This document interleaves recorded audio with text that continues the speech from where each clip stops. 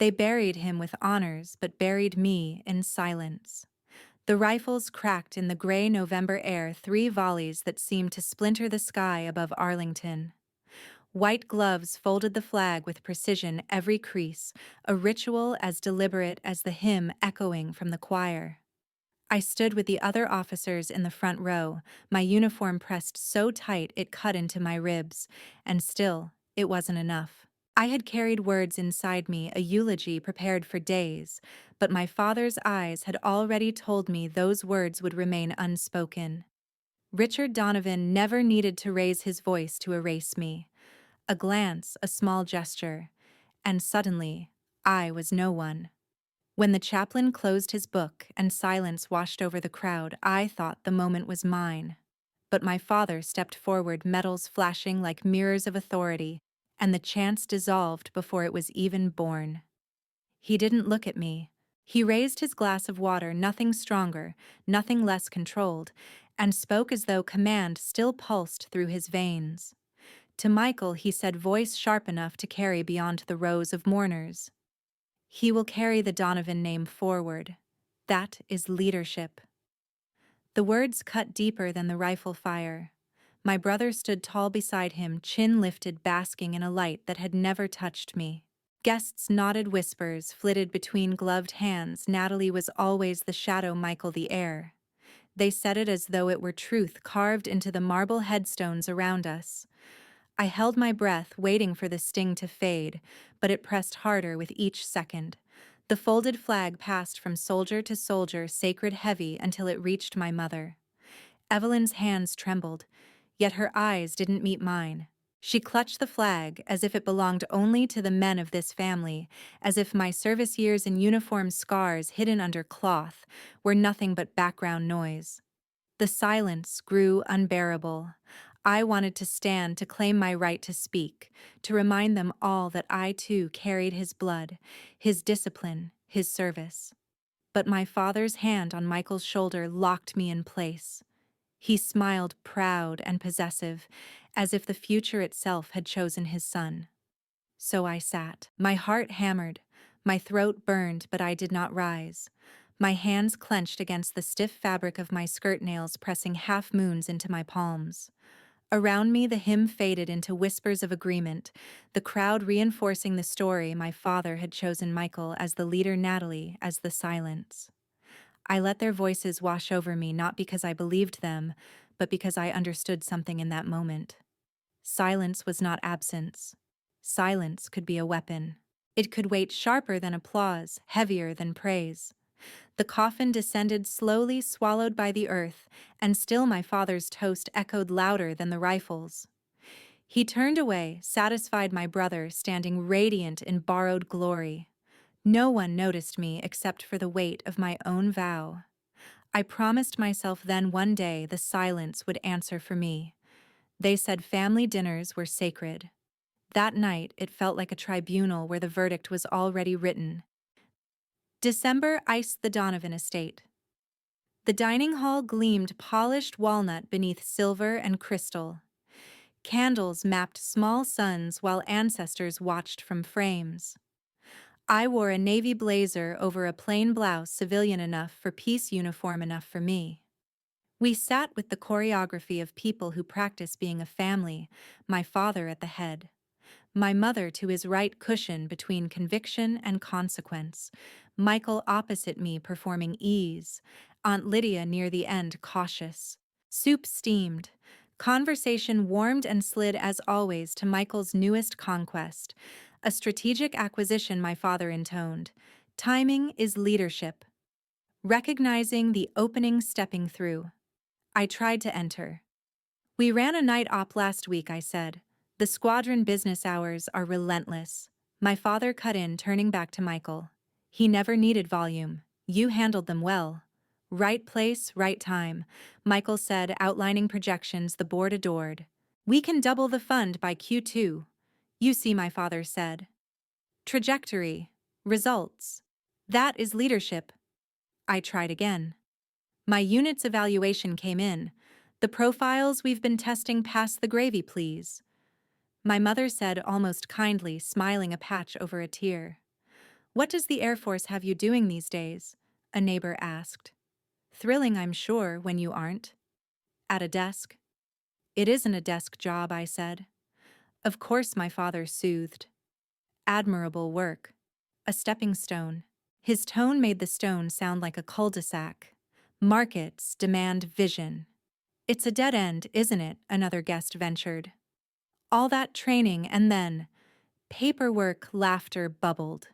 Heat rose under the blazer. I could have described the convoy threaded through radio static, the math that keeps strangers alive. What it costs to come home and be invisible. But Arlington had taught me silence can outlast an argument if you choose where to set it down.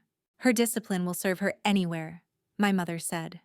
She's always been very diligent. Discipline is great, Michael said. But leadership is vision. You can't teach that.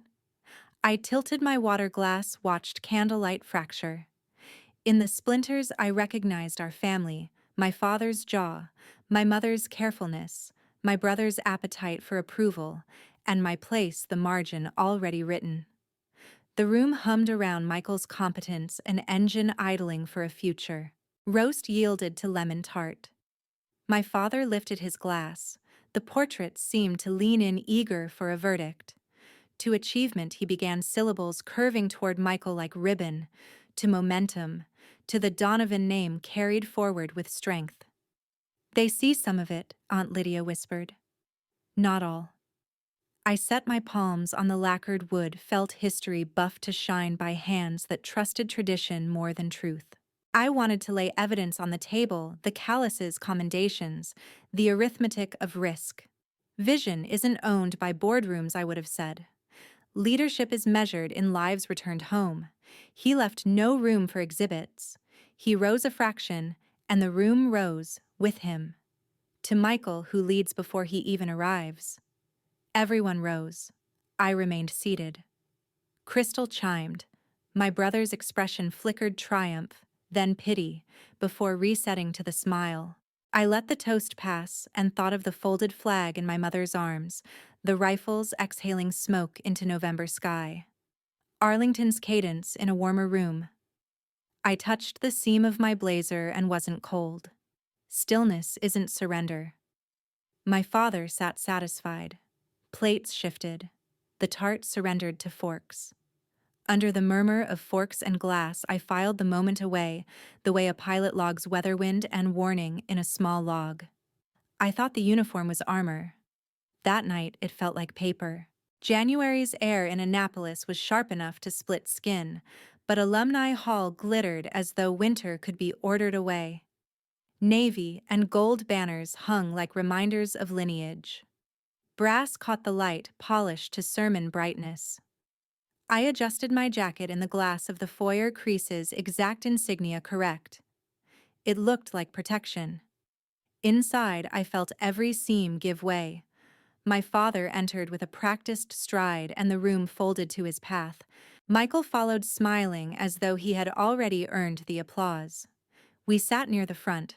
A quartet scraped through patriotic refrains, the MC filled time with jokes that belonged to insiders. The podium loomed, the microphone gleaming, the glass of water still untouched.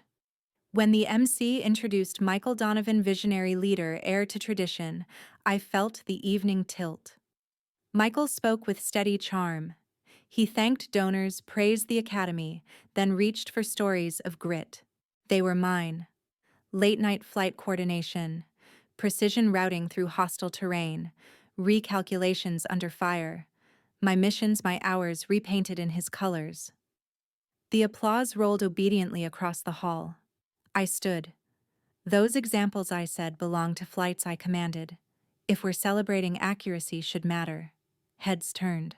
Michael's smile thinned, then smoothed. We're a family of service, he said. We don't keep score. Facts aren't scorekeeping, I replied. They're integrity. The silence that followed had weight. My father rose before it could harden, his voice cutting in like steel through cloth. What my daughter means, he said, already steering the narrative, is that we're proud of every contribution. Tonight is about leadership.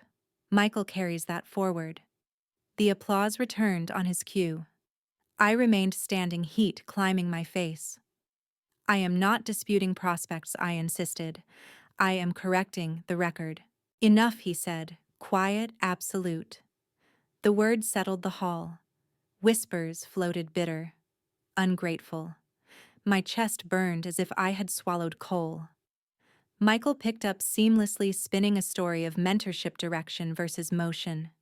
He glanced at my father at the punchline loyalty performed, and the laughter came easily. In the second row, Admiral Thomas Reed watched with folded arms. When our eyes met, he gave the smallest nod, recognition, not rescue. It steadied me more than I expected. The program pressed forward, awards, photos, handshakes. I sat reduced to cloth on a chair. My father leaned close once the applause lulled. "You will not hijack this family's name," he murmured. "This family used my record as decoration," I answered. "It used your example," he corrected. "Now let the evening honor what matters." What mattered, apparently, was a story told without me. The band swelled into another anthem. My father lifted his hand and turned the crowd toward Michael again. "Let's thank him for leading even before he holds the helm." It was perfect theater. The clapping swelled like a tide. I stood one last time at the edge of the stage. If the hall applauds deeds I did, it should know my name. He didn't even use it. "Daughter," he said softly, almost kind, "not tonight." And the evening erased me again. After, in the corridor, cold wind found every seam of my jacket. Michael brushed past, then circled back. "You could have congratulated me. You could have named me," I said. He smiled, almost pitying. "Don't make this a thing. We're on the same side." He left. Admiral Reed lingered as he passed. "Noted," he said under his breath, and kept walking. The word hung between us like a sealed envelope. Back inside, the quartet played a waltz. The stage glowed, and my father shook hands as if history itself required it. I touched the cloth of my jacket. Paper. Nothing more. She took my wings that night, but I wasn't done flying. They called me fragile. That night, I shattered and cut back. February hardened the estate boardroom into a pale mirror. My father held the head of the table like a rank.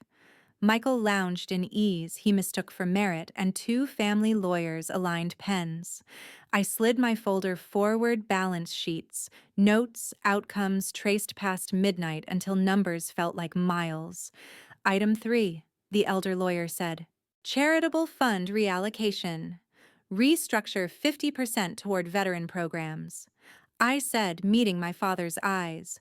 "Retraining scholarships, mental health access, microgrants for deployment gaps. Measure quarterly. Publish. Transparent. Accountable." Michael laughed into his knuckles. "A charity dream. Sweet branding. No upside. Upside is lower risk and higher return," I said. 10 years of photo ops isn't impact. "The fund honors our name," my father replied. "It could honor it better," I said. "Treat it like mission, not ornament." "We won't touch principle." Captain Donovan, the younger lawyer, said the investment policy allows program-related investments up to 20%. I answered, tapping the line. "We've never tested it. We should with a public dashboard." Michael leaned forward. "You're diligent," he said. "But philanthropy and strategy aren't the same. Dollars must signal strength." "They do when they strengthen someone," I said. My father's mouth thinned. "This is a family fund, not a stage. It's a platform with our name," I said. "That is duty." "Duty," Michael said, rolling it like a coin. "Ours is growth. Growth funds generosity. Growth without aim is drift," I said. "We can do both." My father turned to counsel. Recommendations. The elder lawyer slid on his glasses.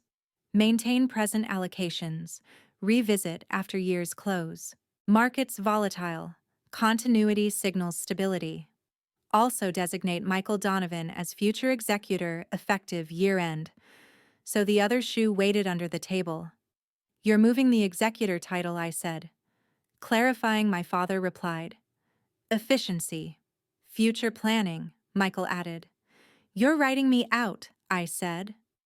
The chair by the wall kept my mother's absence. Put it on the record, I said.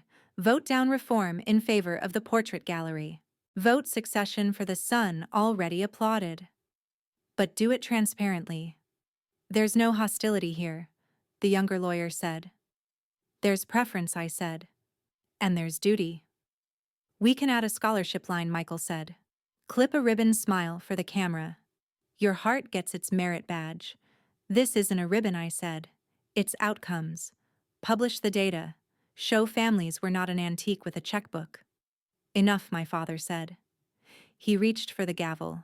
Motion to retain current allocations and to designate Michael Donovan as future executor effective at year's end. All in favor, I, the lawyers said. Opposed, I oppose, I said, standing. Outside, frost beaded and began to run as if the glass decided to move. Record my vote and my proposal in the minutes. We'll note your sentiments, the younger lawyer said. Not sentiments, I said. Votes. Michael leaned back. You've made your point. This isn't a point, I said. It's a plan. You're choosing a mirror over a map. The gavel met the block with a crack that divided the room. Motion carried, my father said, and the agenda turned the page without me. I didn't flinch. The folder in my hand stayed square. The paper stayed honest. My father spoke low with counsel. Michael texted a victory in 2 words. I memorized the table's outline distance to the door, the gavel's echo as it died against fabric walls. I stood not to leave, but to feel the room's weight settle in my bones and file it for later.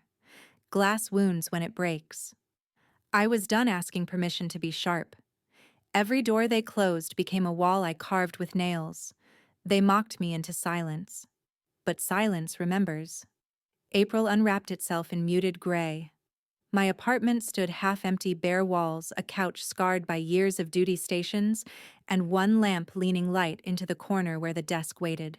The desk wasn't fine wood like the boardroom table they'd dismissed me at. It was metal-dented, scored with coffee rings and faint scratches from field gear. Tonight, it held something heavier than all of that truth waiting to be sorted. I set my uniform jacket over the chair back, rolled my sleeves, and turned the lamp to the pile of files. Years of archives copied when no one had asked, quietly pulled from drives left unguarded in the estate office, and my own duty logs cross-checked against official registers. They thought I walked away defeated after the gavel. In silence, I had begun a war. The hum of the city outside dulled against the sealed glass. The night clock ticked at a measured pace every second, daring me not to stop. I powered the old laptop, one my father considered obsolete, its screen faintly flickering as if reluctant to light secrets.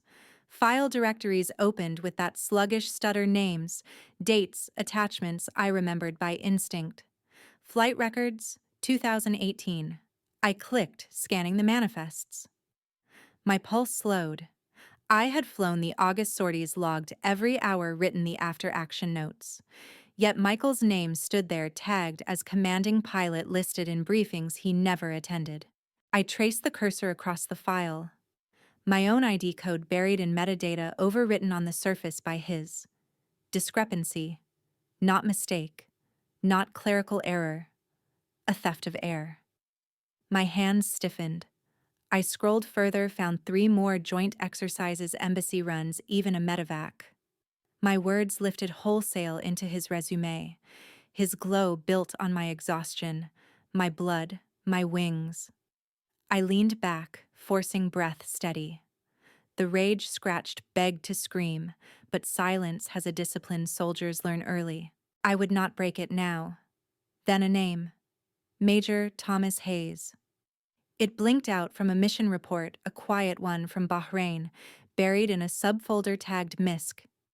Hayes had signed as co-pilot in a sortie that Michael allegedly led, but I remembered that flight.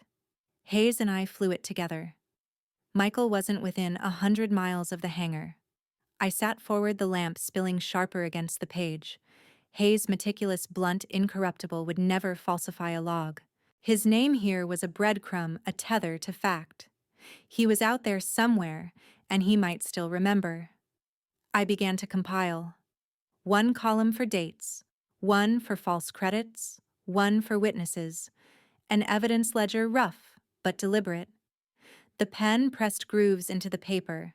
The paper resisted like it knew it was being asked to carry weight. Every entry whispered betrayal. Every cross-check told me I had been erased deliberately.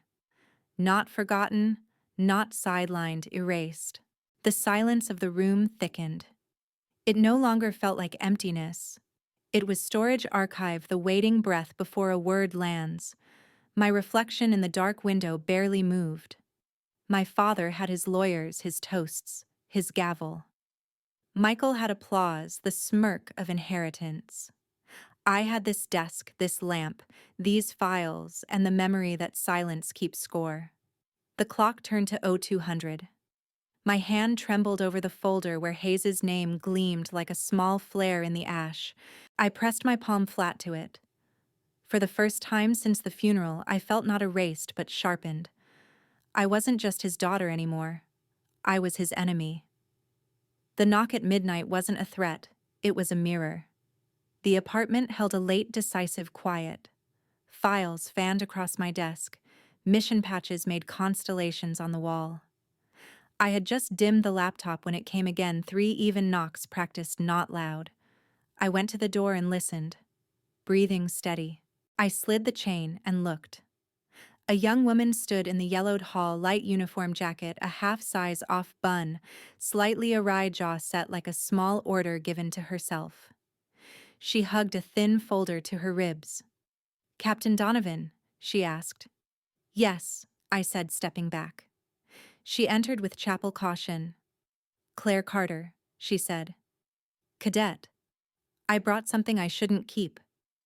She set the folder on the desk with both hands. Copies slid out, rosters, summaries, sign-in sheets, where signatures missed their own strokes by a fraction. Michael's name gleamed where mine should have lived. One page tried to mimic Major Hayes's hand and failed. "I believed him," she said. "Michael. Everyone does, whether not a man." But sorting admin piles at the training office, I saw flight hours move on paper when no one looked. He wasn't flying, he was borrowing. "Where did these come from?" I asked. "Routine exports," she said. "Archive dumps, inbox cleanups." I learned to look where pride forgets to tidy. Under the starch, I saw a face I knew, eager, brave, beyond safety. "This errand can mark you," I said. "People who move documents at midnight become the document. I'd rather be a page of truth than a chapter of lies." We sat. I opened the folder.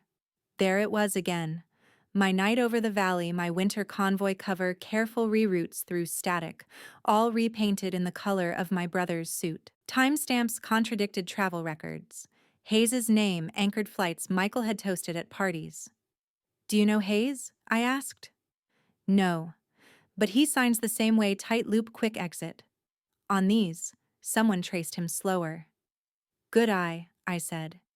"Teach me," she said, "how to prove and survive." I drew a simple ledger date, aircraft claimed, pilot, actual crew sources. Claire matched tail codes to maintenance sheets, cross-checked initials on the ramp, with initials on the plan, circled letters trying to hide in repetition. I showed her how metadata tells on vanity, the way a file keeps its first owner after a name is repainted. Hours thinned. The radiator ticked like a metronome for resolve. The lattice grew ugly, convincing. Each line tightened a knot I could finally see. Focus, not fury, settled in. "Why me?" I asked. "Because you didn't disappear when they pretended you did," she said. "I don't want to learn that alone." "Then start with habits," I said. "Duplicate everything. Hide copies where obvious men never search. Verify against logs that carry grease rather than praise." She nodded. I slid her a spare notebook, the ledger I'd started after the gavel. Together we wrote, erased, wrote again. Hayes stayed in the margin like a lighthouse. When she finished the last page, she squared the stack as if making a flag. "They'll mark you," I said. Then teach me how to hold it without leaving prints.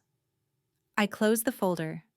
The apartment stopped feeling like a bunker and became a workshop. The lamp steadied as if it too had chosen a side. Tomorrow we copy these to a drive nobody knows exists, I said. Then we confirm against records they can't rewrite. After that we find Hayes. She rose shoulders, square eyes soft. At the door she paused. I used to think silence meant respect, she said. Now I think it just means someone else owns the story. Sometimes silence is a flight plan, I said. It tells you where to disappear and where to land. She nodded and stepped into the corridor's old light. I locked the door and returned to the desk. The ledger waited. I placed Claire's folder beside mine and felt the night click from grief to design. I thought I was alone. Now I had a cadet carrying my silence forward. Sometimes the quietest step shakes the loudest halls. The Pentagon after hours carried its own kind of hymn. Fluorescent lights hummed above polished floors, the air heavy with classified whispers and paper dust. Doors stood closed, their brass nameplates cold as metals in glass. I walked those corridors with my file pressed to my side, the chosen page folded once neat, meant to slip through official channels as if by chance. It was not the whole truth, just a corner peeled back enough to let suspicion breathe. I placed it in the stack Admiral Thomas Reed would review before morning. He was meticulous, known for weighing silence as carefully as testimony. I left no signature, no mark, only the sliver of discrepancy Michael's logged flight hours contradicting tail number maintenance reports. Numbers, not accusations. A stone dropped in a pond. At dawn, Reed carried that ripple into a meeting. I was not in the room, but corridors echoed differently when men flinched. Claire lingered outside pretending to ferry folders. Later, she replayed for me what she'd captured, voices muffled by oak doors, but clear enough to tell their weight. Reed asked, "Can someone explain this variance? Aircraft 472 logged twice, same hour, 2 pilots." He laid the page down softly like bait. Michael's reply trembled just slightly, the way glass wavers before it cracks. "Clerical," he said, then again louder. Richard rushed to fortify him. "Exactly that. Nothing more. These systems duplicate at times." His tone carried command, but urgency rode beneath. The room moved on, but silence afterward was not the same. It had edges. That evening, Claire and I sat in my apartment, voices low over steaming mugs. I told her how to survive meetings designed to erase you. "Never raise your volume first," I said. "Let them show impatience. Breathe between their interruptions. Write key words on paper in plain view, that way others read them even when you're cut off." She practiced with me, speaking 2 sentences before I overlapped, cutting her midstream. She stopped, let me finish, then calmly repeated her point. Each time, she grew steadier. She was learning the weapon of persistence, the way silence when wielded can force others to stumble over their own noise. Her recorder caught whispers in hallways too. Michael hissing at Richard after the meeting, who fed him, that Richard muttered loose files, nothing more. We tighten. Their words were hurried, not the usual polished performance. That tone was proof itself they were unsettled. When I next crossed Reed's path, it was in a corridor lined with portraits of men who had written doctrine in ink and blood. He passed without pause, but as his shoulder brushed mine, he offered a single nod. No words, just the slight incline of a head that told me he had read and that he chose not to dismiss. Recognition silent but solid. The Pentagon's halls seemed different walking back. Each step echoed louder than before, even though I made no sound beyond leather on tile. The air felt less heavy, less owned. I realized then that rebellion does not begin with a battle cry. It begins with one file misplaced by design, one question asked softly, one nod exchanged in a corridor watched by ghosts. I returned home to find Claire already there, cross-referencing the maintenance records with her careful hands. She looked up at me, eyes bright with that dangerous light of discovery. "He stumbled," she said simply. I set my coat down watching her write, and felt the ledger inside me thicken. We had drawn no blood, but we had marked a vein. Richard's command voice had steadied Michael for now, but the tremor had been seen. And once seen, tremors echo louder in memory than any speech. For the first time, he flinched. They thought the boardroom was theirs. That night, I rearranged the chairs. July pressed a storm against the estate windows. Rain drummed the glass. The oak table gleamed. Papers sat. I took the seat no one offered. Richard held the head as if rank were hereditary. Michael lounged to his right. Trustees stared ahead, waiting to side with the minutes. Call to order, my father said. Item 1, transfers to Streamline Holdings. Will also confirm succession continuity, the elder lawyer added. I opened my folder. Before you anoint continuity, open the draft. Page 4 authorizes discretionary reallocations without trustee review when the executor deems it prudent. Section 7C requires review. The clause was redlined in, flattened to pretend it always lived there. It did not. A lawyer's smile thinned. Standard language. It wasn't standard last quarter, I said, laying two versions side by side. Flattening doesn't make a thing true. Michael glanced at his phone. We have counsel Nat. No need to cosplay attorney. I'm fluent in the language that writes checks other people cash, I said. And I know the difference between policy and permission. Get to the point, my father ordered. Here. I slid a spreadsheet into the light. Disbursements exceed board approvals by 19% across 6 months. Extra dollars flow to 3 entities that list the same mailbox as a shell linked to your holding company. If that's consolidation, show approvals. If it's philanthropy, show outcomes. Trustees approve either way. A trustee cleared his throat. The elder lawyer adjusted his glasses. We can review approvals. We should, I said, before you crown a successor to a process that exists only at this table. My father's jaw set.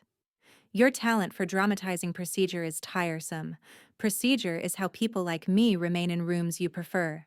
We exit, I said. It's also how people like you show you deserve the head of the table you assume.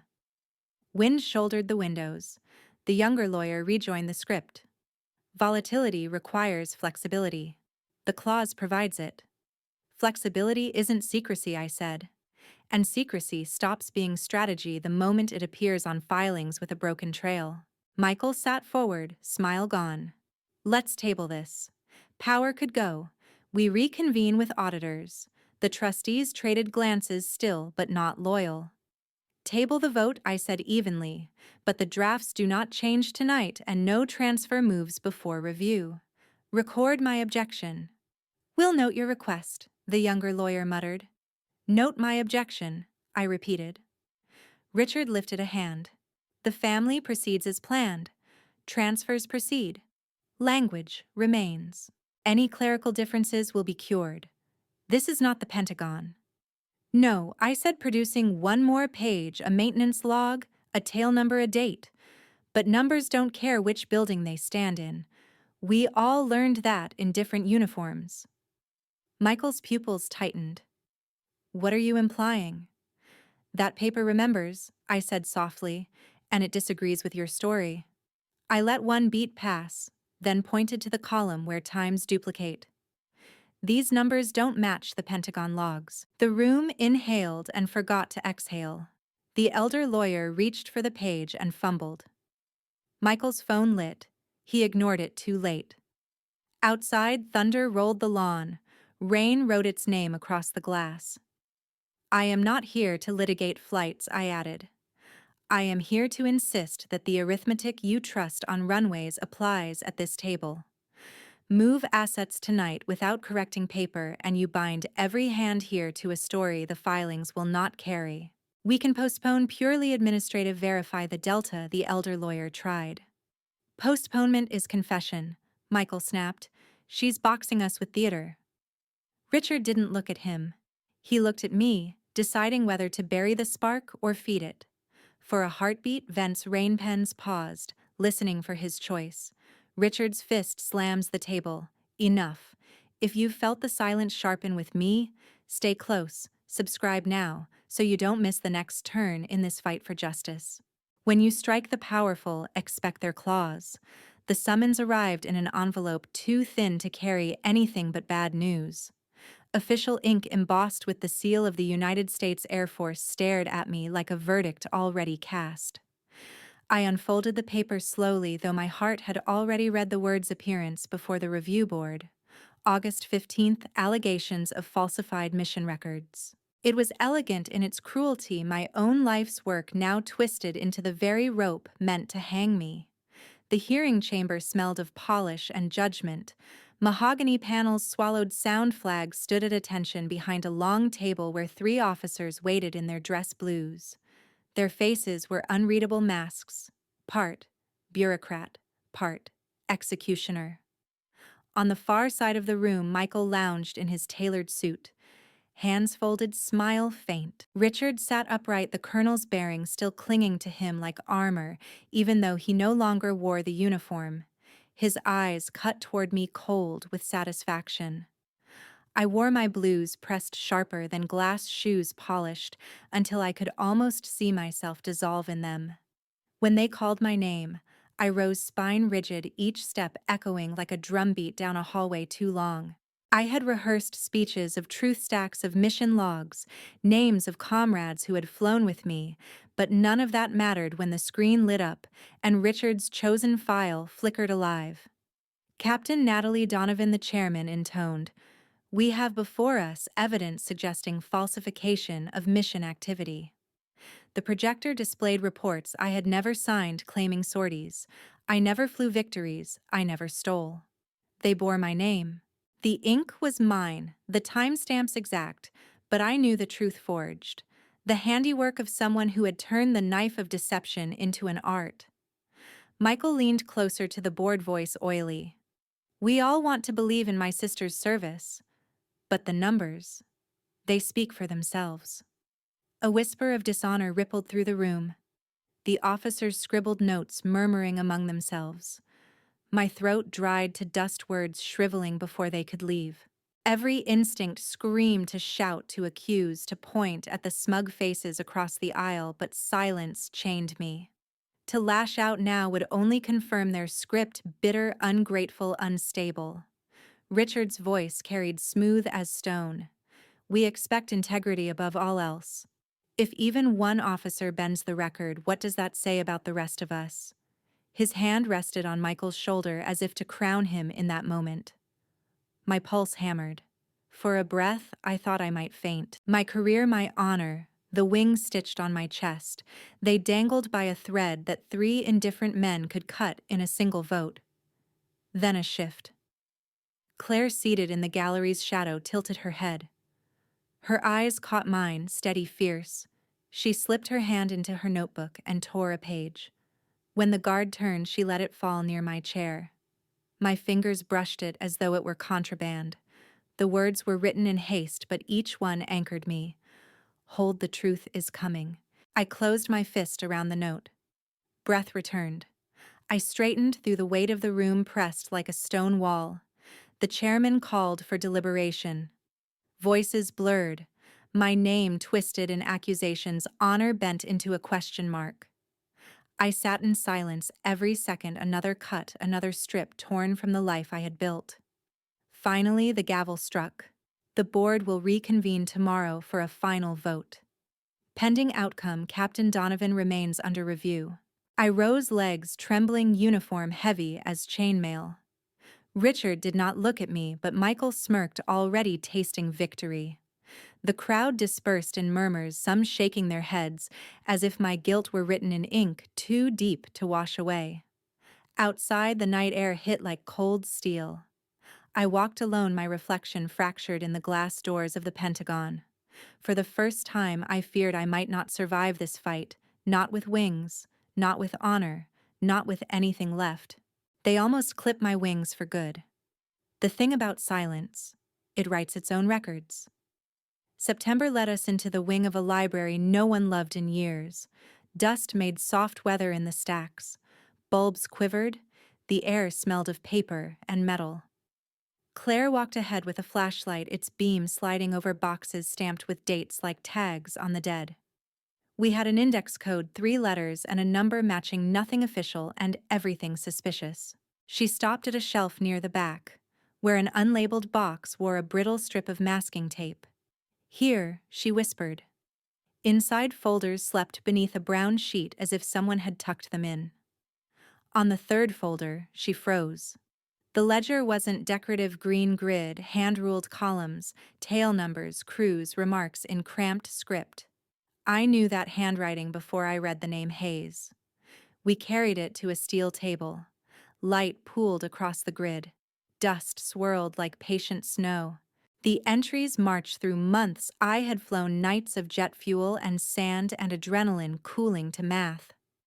Line after line, the ledger returned, flights Michael had claimed to the people who had actually lifted the wheels. Bootsteps rang down the corridor. A figure paused at the threshold, hat in hand, eyes wary in the way of men who expect fallout. Smaller than the stories. Older than when I'd seen him under floodlights. "Major Hayes," I said. He nodded once, as if saluting the ledger before us. "I didn't trust leaving it where it belonged," he said. "So I left it where it could be found." He looked at the columns he'd written. "I kept it old school on purpose. Harder to tamper with pencil that's breathed air this stale." "You flew these," Claire said. "We flew them," he corrected, meeting my eyes. "But I watched other signatures do the lifting later. I'm tired of watching. They'll come for me if I speak." "Then speak anyway," I said. He drew breath, and confession came out steady. Missions I remembered, sorties miscredited, a medevac night that still visited his sleep, each one mapped to tail codes and weather we could verify. We moved quickly, crosswalks of dates, fuel loads consistent with distance, ramp initials, comm logs. The story that had humiliated me in rooms of polished wood began to bend under arithmetic you cannot charm. "Chain of custody," I said. We photographed each page with timestamps, sealed a copy set, labeled envelopes in my blockiest hand. Claire burned encrypted images to 2 drives and hid one behind a flaking shelf support. Hayes initialed the log we started, checklist muscle turning into insurance against tomorrow's denial. He hesitated at the door. "They'll say I'm settling a score." "Let the score be accuracy," I said. "I'll testify," he answered. "On the record." We triple-checked the cross-references, printed a side-by-side simple enough for anyone who preferred theater to truth. The pattern was no longer suspicion, it was architecture. Heat drained out of my anger and left a clean frame. I brought out a battered case with a combination wheel and a new seal. We stacked the originals, slid them in, added the drives, the photo index, the custody log. The latch clicked loud in the empty room. The tumblers settled like a lock remembering itself. "This will end them." Claire's shoulders finally dropped. "What now?" "Now we make them read," I said. "We carry this into a room where a nod isn't enough, and a gavel can't pretend paper is air." On the way out, I looked back at the space the ledger had left at dust still curling in the beam. Silence had written faithfully. We had only learned how to translate. We stepped into September, light, thin, and silver after the stacks. I cradled the case against my ribs, feeling its weight like a promise. River wind moved the trees in a sound that wasn't applause. Claire fell into step, jaw set, eyes bright. We had a witness. We had the artifact. We had the math. The case felt warm with purpose. Now. Next time we meet in a boardroom, it won't be me on trial. They wanted me voiceless, so I let the evidence speak. October 2023 arrived with a chill that carried marble's echo. The Congressional Committee chamber was dressed for theater flags, flanking the dais, cameras crowding the side aisles, marble columns standing like silent judges. My heels struck stone in the rhythm of someone who had learned how to walk in uniform, measured, deliberate, betraying nothing of the tremor in my ribs. A clerk held out a Bible. I placed my hand flat, swore to tell the truth, and felt silence wrap me like a second uniform. Richard Donovan sat 3 rows behind Ribbon's gleaming jaw locked in command. To his right, Michael smiled with the smug ease of a man certain the world was still rigged in his favor.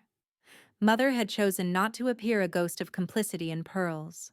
Claire occupied a seat in the public gallery, her cadet blues pressed sharp, her gaze steady. Major Hayes stood near the witness table, shoulders square, but eyes shadowed by nights of replayed missions. The ledger case rested between us on polished oak, its latch reflecting flashbulbs like a single star. The chairman cleared his throat. "Captain Donovan, you may begin." I spoke less than I had rehearsed. I described discrepancies, not emotions. I placed the ledger open beneath the lights, its columns of pencil and grid paper suddenly louder than microphones. "These sorties," I said, pointing, "do not match the Air Force logs. They do match the handwriting of Major Hayes, who actually flew them."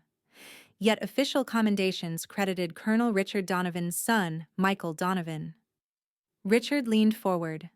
"Mr. Chairman, this is the voice of bitterness, a daughter's vendetta dressed as patriotism." His tone was crisp, rehearsed, the same cadence he had used at family tables. But the chamber was not his dining hall. Colonel the chairman replied evenly, "You will have your chance. For now, the record speaks." Hayes raised his hand to take oath. He sat, clasped the microphone, and let years spill in clipped sentences. "On March 14, 2018, I piloted Sortie Delta IV. My name does not appear on the award. Michael Donovan's does." He read 5 more entries, his voice unwavering, every detail verifiable. The committee stenographer tapped furiously. Cameras clicked in overlapping bursts. Hayes's testimony landed like controlled detonations, each one cutting away a layer of the Donovan myth. Michael shifted in his seat, sweat blooming at his collar. Richard tried once more, voice sharpened. "Gentlemen, surely you understand clerical errors occur. My daughter's ambition blinds her to context." But context was already inked in the ledger. Claire leaned forward in the gallery, chin lifted. I caught her reflection in the marble panel behind the committee dais. Her presence multiplied a silent chorus. The inheritance of silence no longer crushed me, it amplified. The chairman turned pages slowly, letting silence lengthen until it bruised. Then he spoke. "Colonel Donovan, these numbers convict you. They convict your son. What you call clerical error is systemic fraud against the United States military. The evidence is irrefutable." Flashbulbs surged. Questions exploded from reporters before the gavel fell. Richard's composure cracked at the edges. His lips tightened as if holding back curses too dangerous for marble air. Michael blinked into the lights, bewildered that applause had not come.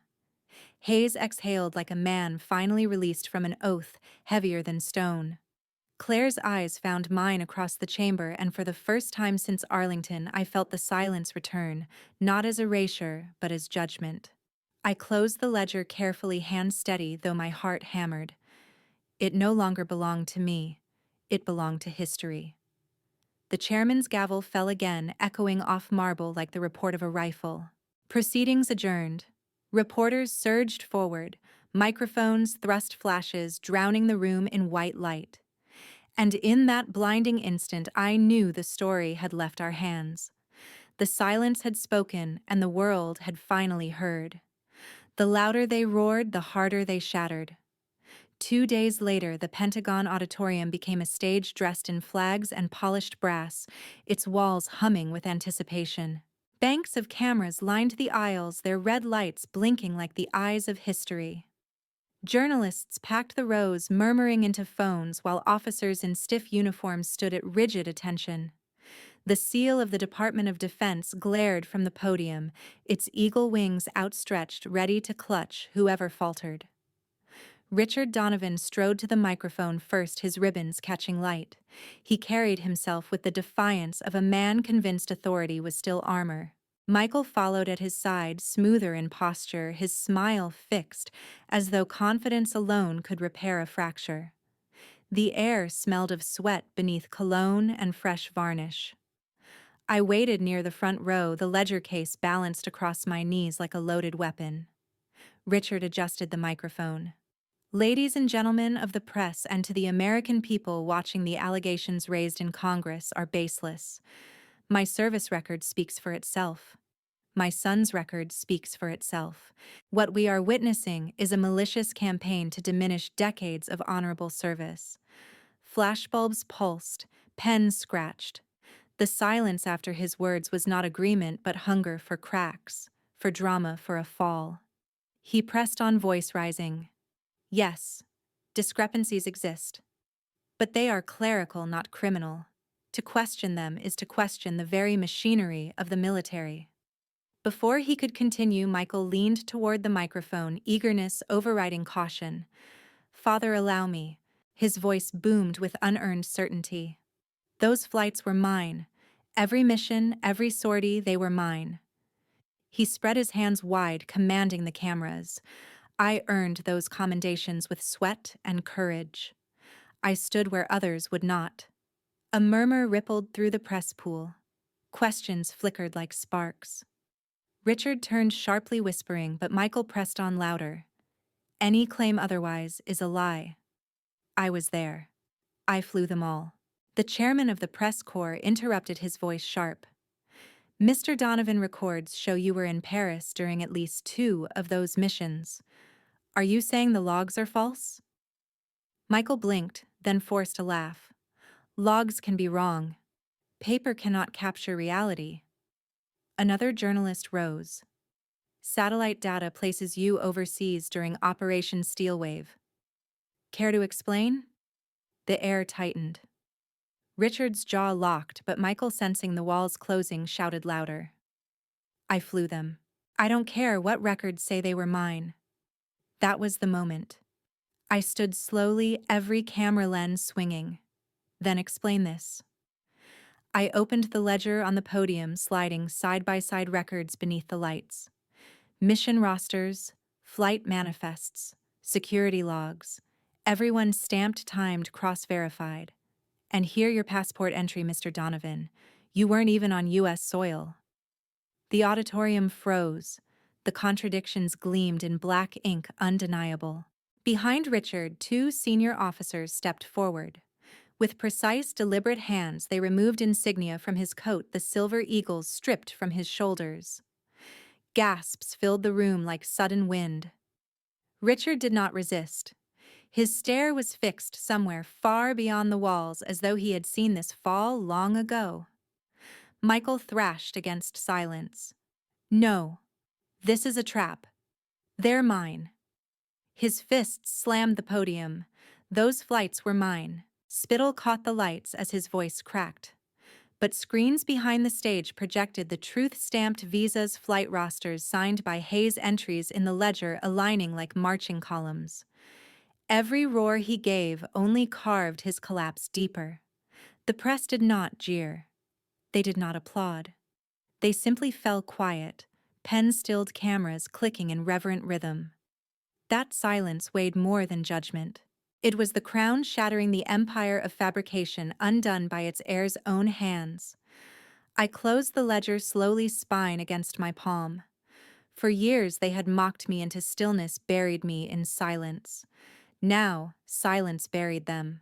By morning, the crown had turned to rust. Late October laid a gray film over the Donovan estate like ash. The brass crest was pried from the gate. The gravel drive wore scars from trucks that came and went with crates. The portraits that had judged me for years left pale rectangles on the walls. I walked the halls with my palm on the wainscot, confirming the house I remembered still existed beneath removal. Assets don't vanish. They are walked out and listed. Men in canvas gloves cataloged silver like bones. The library smelled of lemon oil and dust. With each pass, the shelves grew lighter. In the dining room, crystal that had caught toasts over my head lay wrapped and muted. On the lawn, a sign with our name came down with a long groan, as if letters knew they had outlived their permissions. Richard kept to the study, a commander in a room that no longer saluted. The phone rang until it learned not to. Messages blinked, then went dark.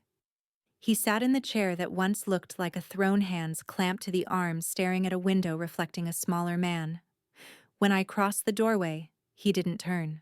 He studied the pain as though it might restore him if he stared hard enough. Michael arrived on the third morning and left before noon. He paced the grand hallway where he used to run victory laps, whispering into a phone that refused to save him. When he saw me, he tried the old smile, thinner now, a paper crown in rain. "It's temporary," he said, but the lie bent under its own weight. By evening, the car service that lived at our curb did not pick up. He walked down the drive alone, hands buried in his pockets, a boy who had misread what applause promised. Evelyn drifted room to room, gathering small things that belonged to no one and everyone: a needlepoint pillow, a chipped sugar bowl, a music box that still worked if you coaxed it. She passed me in the corridor, stopped, and let her eyes search my face as if an answer might be written there. "I should have seen," she whispered. Then she folded the sentence back into herself and moved on, carrying her quiet like a folded flag. Claire met me at the back steps with 2 coffees and a steady gaze.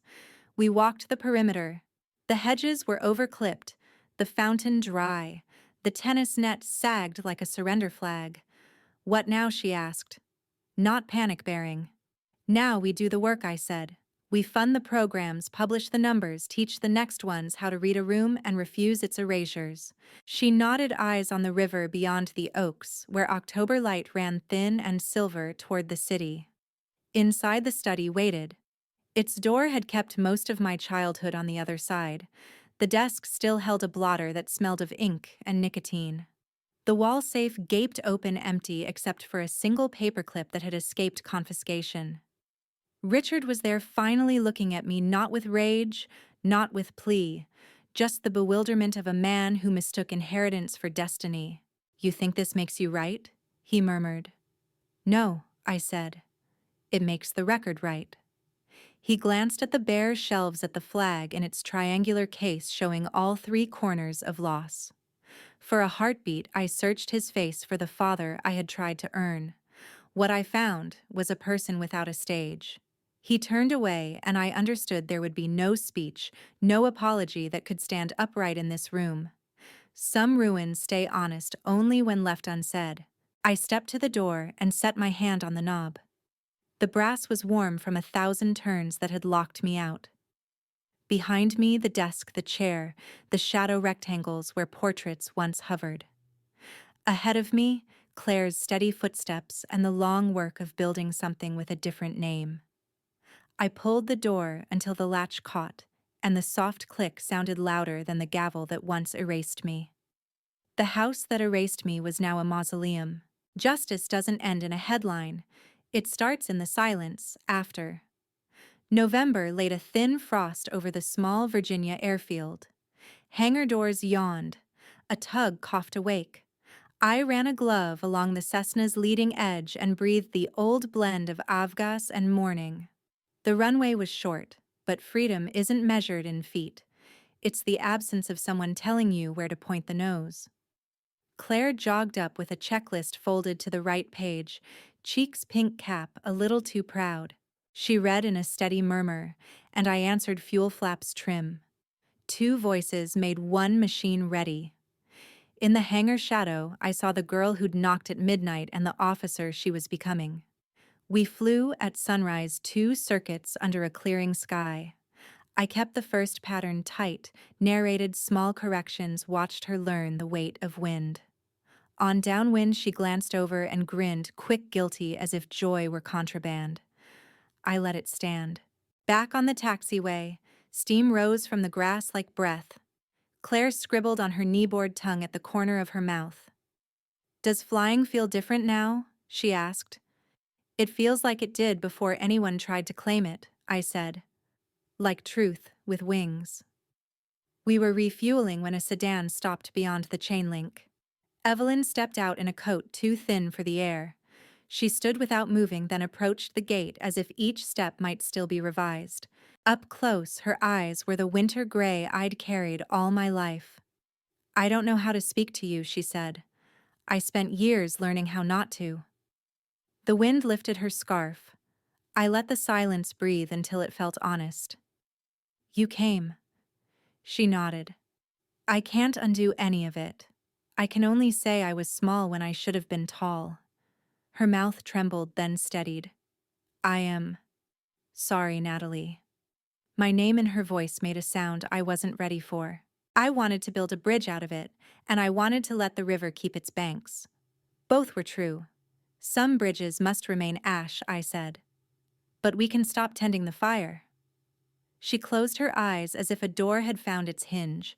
She touched the fence, turned, and left the way she'd come, smaller against the pale road but not hiding. I watched until the sedan slipped behind the pines. Claire waited, saying nothing. When I looked at her, she lifted the kneeboard like a flag of purpose. Again, again, I said, and we returned to the checklist repetition as repair. Between flights, she asked about funding applications and the mentorship slots we'd open in January. How to write outcomes that measure more than hours logged. We drafted language together, a program built on the bones of an old foundation, a scholarship named not for a dynasty, but for crews who never claimed a podium. Legacy is a verb. We taxied for one more circuit. The sun poured gold along the far edge of the runway, and the wind favored us. At the hold short line, I set the brake and looked at her. She didn't blink. This was the moment I had hoarded without naming it, permission I'd never been given, now mine to give. Your pattern, I said. I'll be on the radio. Her breath caught once, then leveled. She rolled forward, lined up, centerline, pushed the throttle to the stop. The prop blurred. The engine answered. The nose wheeled into certainty. I talked her up through 60 knots into rotation, into the clean slice where ground lets go. The aircraft lifted light and sure, and the morning opened to meet her. I stepped back from the taxiway and touched 2 fingers to my cap, a salute no camera would catch. The headset hummed. Her voice came through, composed, exhilarated, turning crosswind. Pride filled the room's anger had rented for years and did not spill. It settled. It settled into quiet peace. She lifted off, and I saw my silence soar. They once erased me with silence, now silence was the headline. December sun flared cold against the courthouse steps, turning frost to glitter on the stone. Inside, the verdicts had landed with the weight of history: fraud, falsification, dishonor, sentences measured in years and in a fallen name. When the heavy doors swung open, cameras lifted like a flock. I stepped into the winter light and let it find only what I carried. Reporters surged. Questions collided in the air. How does it feel? Captain, what comes next? I kept moving. Claire matched my stride on the right, her cap straight, her eyes steady, the ledger's echo alive in her posture. From the street, a murmur grew, then folded back, as if the crowd remembered something older than noise. General Reed stood at the base of the steps out of the camera's line. He didn't call my name. He only brought 2 fingers to his temple in a salute precise enough to split the day. I returned it once, and the space between us felt briefly like a runway, clear, exact enough. I reached the barricade and stopped. The press pool tightened, microphones blooming close to my chin. I unlatched the small case I had carried through so much metal and marble. Inside lay the medal from 1,000 flights, the one I had earned in skies that never asked for applause. I lifted it to the sun. Winter light pooled in the medal's facets, a slow, deliberate flare that painted every lens and left even the loudest voices searching for softer words. No speech, no caption. Metal caught light and threw it back. For a breath, the city hushed. Even the shutters sounded like distant rain. A siren faded and held its note. Claire's shoulder touched mine there, not claiming the frame, learning where legacy stands when it refuses to kneel. Behind us, the doors opened again. Richard appeared smaller than his shadow. Michael followed, features set in the stunned geometry of a man who still expects an audience to save him. The crowd did not shout. It simply watched. Justice is a mirror. It shows you which silences are condemnation and which are grace. A reporter broke, unable to bear the quiet. "Captain Donovan, do you have a statement?" he called. I lowered the metal to chest height, set my thumb against the ribbon's seam, and let the cold settle into bone. The words I might have said had already been entered into the record by flight logs, by ledgers, by witnesses who signed what they saw. I turned, so the metal filled the lenses, and made certain Claire remained in frame beside me. Headlines would write themselves by nightfall. "Captain Donovan speaks without a word." They would study the still photo, sun flaring through metal, a general's salute at the edge, a cadet's eyes lit with the future, and mistake it for an ending. It wasn't endings or only beginnings that stopped pretending to be polite. I closed the case. Claire exhaled a small plume in the cold. "What now?" she whispered. "Now we fly," I said. "And we fund the ones who haven't been heard yet." General Reed stepped back, ceding the space to the sidewalk and the day. I put the case under my arm and took the first step down, then another, the stone, bright with winter. The crowd parted without instruction, making a corridor the way a runway lights when the tower finally says, "Proceed." My story didn't end in noise, it ended in silence, and silence was enough. I stood on those courthouse steps with nothing but silence and a medal, and in that quiet I found more power than any speech could give me. If my story moved you, let me know in the comments. Tell me if you saw the strength in choosing dignity over noise. I invite you to stand with me by subscribing, because this journey doesn't end here. In life, remember this: you don't need to shout to be heard. Sometimes silence, when backed by truth, is the loudest statement you'll ever make. Carry that lesson and never doubt your worth.